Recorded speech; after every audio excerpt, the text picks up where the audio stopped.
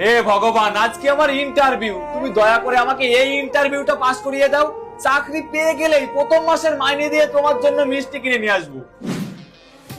ভয় না পেয়ে মন দিয়ে ইন্টারভিউ দে, আমার পুরো বিশ্বাস তুই চাকরি পাবি বাবা। ঠিক আছে বাবা, আসি।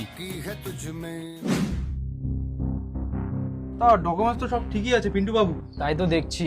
তা তোমার কোয়ালিফিকেশনটা কত দূর? স্যার আমি 8 to 9 পাস। 8 to 9 পাস মানে?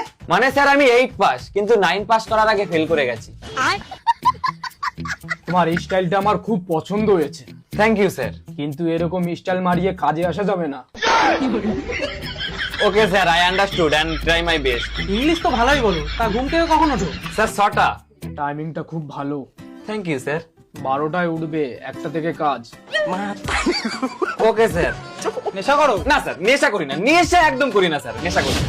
বাইরের রাস্তাটা ধরো, এখানে নেশাখোর ছেলে ছাড়া এলাও নেই। না না স্যার, আমি বলতে চাইছি আমি নেশা করি না, নেশা আমাকে করে। এখনো আমি নেশা করে আছি।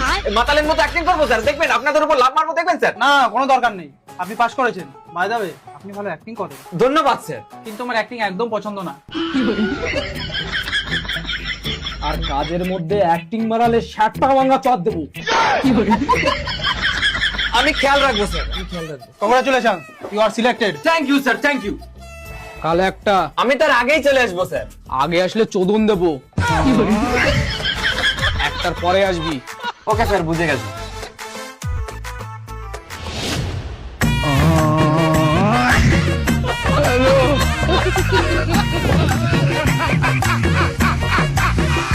স্যার বলছি আজকে খুব কষ্ট হয়ে গেছে। কালকে তোকে কি বলেছিলাম? বলেছিলাম না আমার সামনে নাটক চুদাবি না? চুপচাপ কাজ কর, নাহলে আজকের বাইরে কেটে দেবো।